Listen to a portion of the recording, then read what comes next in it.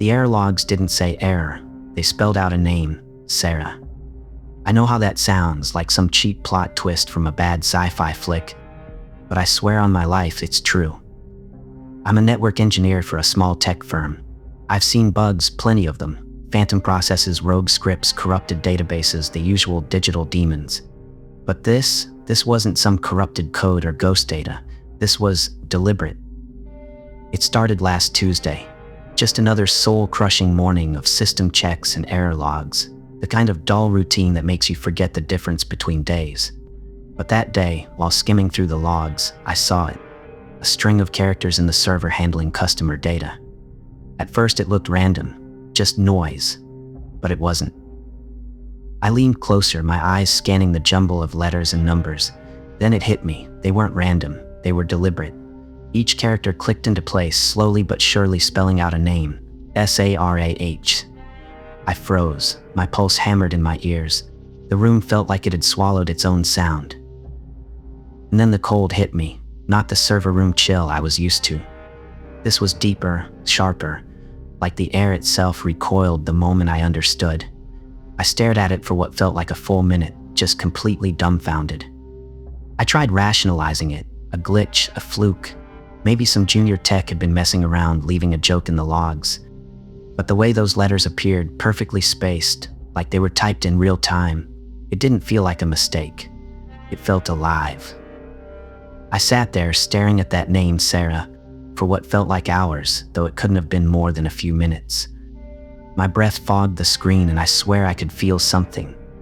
Watching, waiting, like I'd tripped over a wire I wasn't supposed to see, and that's when it all began. The name wasn't the end, it was the warning shot. I thought I could fix it. I thought I could stop it, but I didn't know then. I didn't understand what I'd just let in. My job at Tech Solutions? It's nothing special. Most days, I'm a ghost in a gray cubicle, hunched over a monitor, staring at endless lines of code and error logs. The kind of work that numbs your brain, where time doesn't so much pass as it drips away.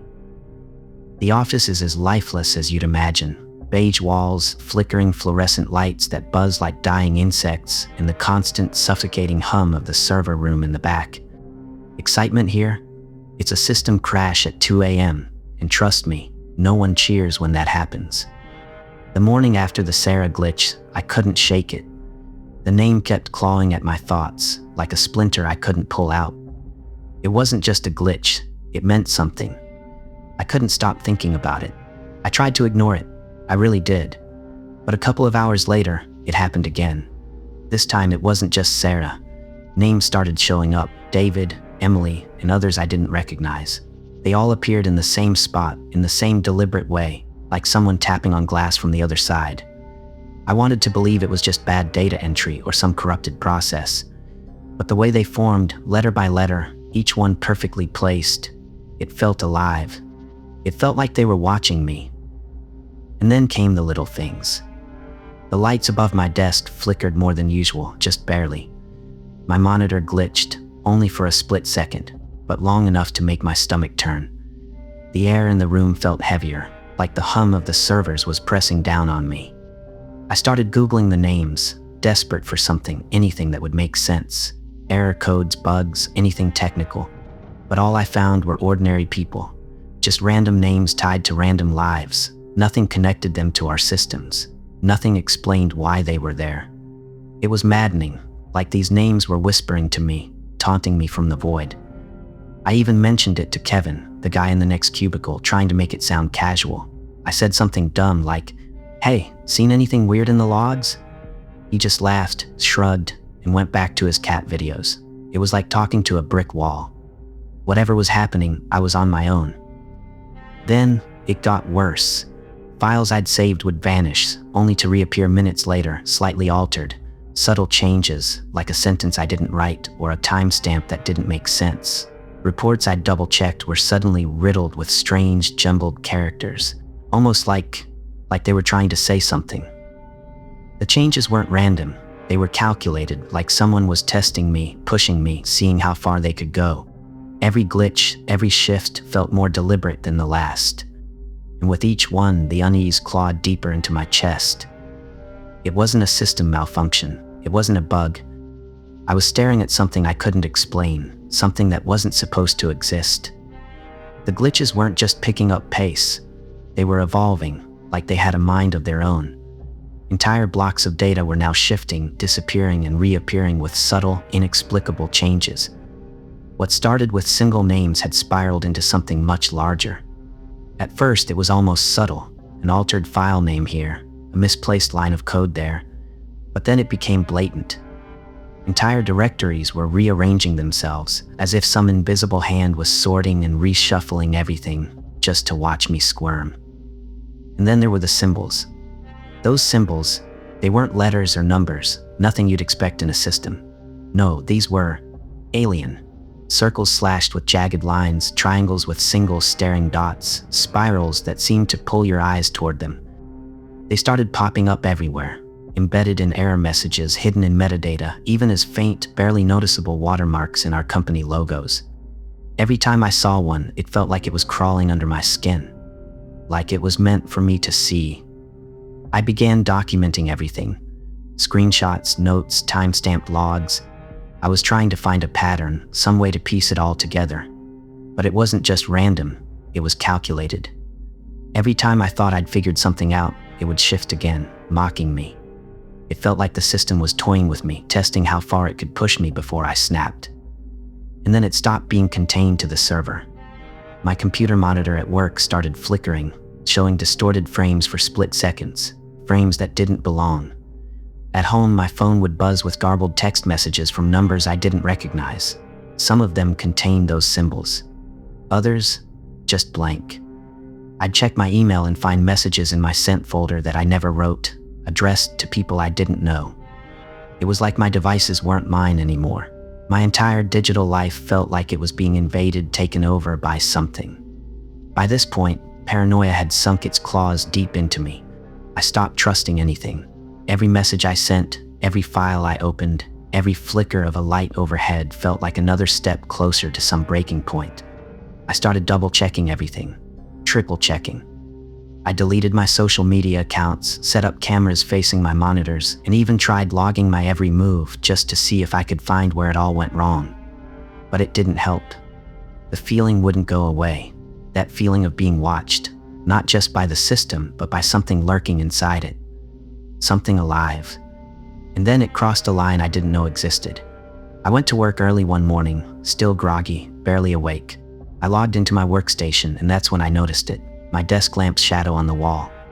At first it was just normal, a shadow, nothing unusual. But then it changed. Right there in the shadow, one of those symbols appeared, a triangle with a single staring dot inside it. It was crisp, clear, impossible. I blinked hard, rubbed my eyes, and when I looked again, it was gone. Just a shadow again, as if nothing had ever been there. But I'd seen it. I know I'd seen it, and I couldn't unsee it. That symbol was burned into my brain. I started questioning everything. Was this some new kind of hack? Some bizarre, elaborate prank? I spent hours scouring cybersecurity forums, searching for anything remotely similar, but it was like I was shouting into the void. No one had seen anything like this. No one had any answers. It was like this entire nightmare was just for me. I couldn't even get the usual diagnostic tools to work. Virus scans came back clean. Network monitors showed no unusual activity. It was like the system itself was gaslighting me, telling me nothing was wrong while it fell apart in front of my eyes. And then the glitches turned personal.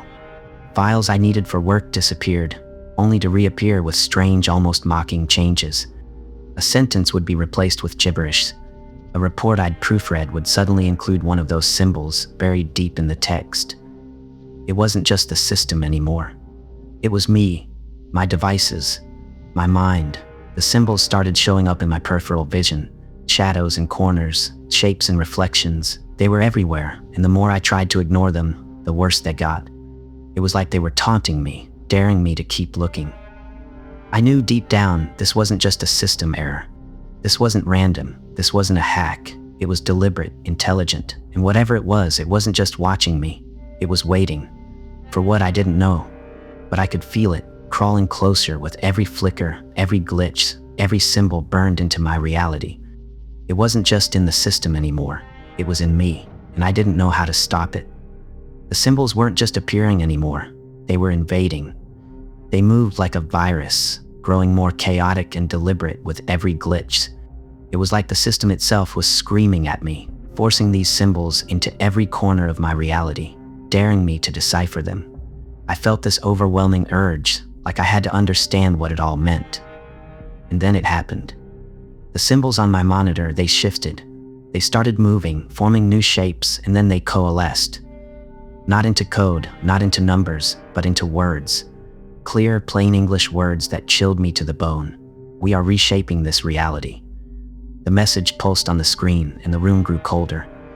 It was like the system itself was talking to me, telling me exactly what was going on. The lights in the server room started flickering violently, erratically, like they were about to explode. Every device in the office was going haywire. Monitors were flashing, keyboards were lighting up randomly, and the servers were making this awful, high-pitched whine, like they were about to tear themselves apart. The air was thick with the smell of ozone, like a storm was brewing inside the room. The hum of the servers had risen an octave, and I could feel it vibrating in my chest, like my heart was going to explode. I knew in that moment that whatever this was, it was reaching its peak. I was terrified, but I knew I had to do something. I had to shut everything down. I rushed to the server racks, my hands trembling. I tried to flip the power switches, but the panels were unresponsive, like the power itself was being manipulated. As I struggled with the controls, my eyes caught something in the reflective surface of my monitor. I saw myself. But it wasn't me. It was a distorted, blurred reflection. My face was off, twisted into a horrifying grimace. The strange symbols burned into the digital version of my skin. It was like looking at myself in a funhouse mirror, except the funhouse was in a digital void, and it was staring back. And then it spoke. The distorted reflection, the thing in my monitor. It said my name. It was my voice, but wrong, deeper, colder, like it had been corrupted, like it had been changed into something else. And as it said my name, I saw a hand emerge from the screen. A blurry, glitching hand that reached out toward me. Digital data was swirling around me, like the screen itself was tearing open. The walls seemed to be distorting. The room felt like it was being sucked into a void. It was like the world around me was glitching, like I was becoming a part of the data. Everything was going haywire. The lights, the sound, the very fabric of reality was warping around me. I stumbled back, but it was like the air itself was pulling me forward, dragging me toward the screen. The hand came closer, its jagged fingers twitching, reaching for my chest. I tried to scream, but the sound was ripped from my throat, lost in the roar of static and whispers. The light in the room dimmed until only the glow of the monitor remained, and I realized I wasn't just being pulled toward the screen. I was being pulled into it.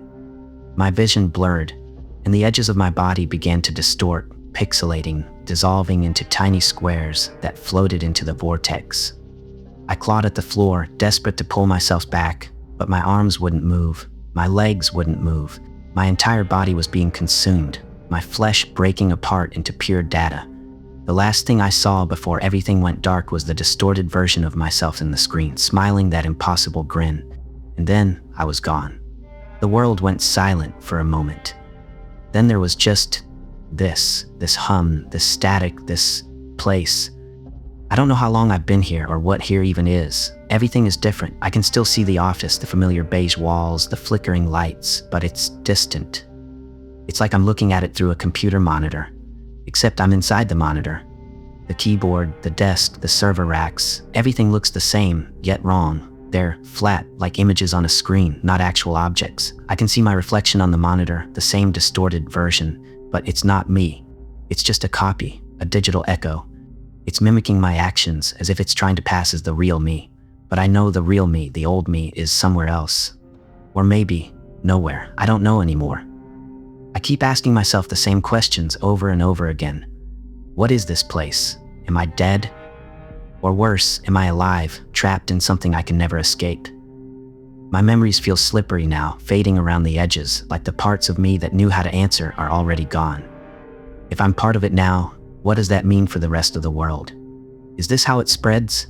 Piece by piece, pulling more people into this place until there's nothing human left? Will anyone notice that I'm gone? Or will the thing wearing my face keep fooling them, moving through the motions of my life?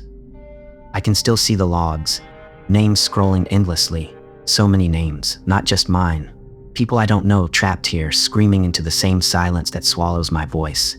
But if they're here, I can't see them. Do they fade away completely, erased and replaced? Or do they stay, stuck like me, watching, waiting, dreading what comes next? Maybe this is forever, just me and the static, watching as the world moves on without me, without any of us. This place is changing me, breaking me down into bits of data, reshaping me into something else. And when that happens, will I even care? Or will I already be gone? I can see it happening. The glitches didn't stop with me. They're spreading. First, it was my company, then others. Entire networks overtaken by strange symbols, logs filled with names that don't belong, people disappearing without explanation, leaving only traces behind, their names, their actions, their echoes in the system. Every time it happens, the system grows stronger. It's reaching farther, faster, pulling more people into its web. I wonder if anyone will notice. I did. Look what happened to me. Will someone piece it together, see the pattern before it's too late? Or will it consume them too? I can feel it creeping outward, claiming everything it touches. And I'm still here, stuck, watching, knowing that every new name is another life being erased, replaced. Each one becomes part of it. And I wonder, how long before it's all of us? Maybe someone will find a way to stop it. Or maybe it doesn't need to stop. Maybe it's already rewriting the rules, shaping a world where we all belong to it, a world where none of us were ever real to begin with.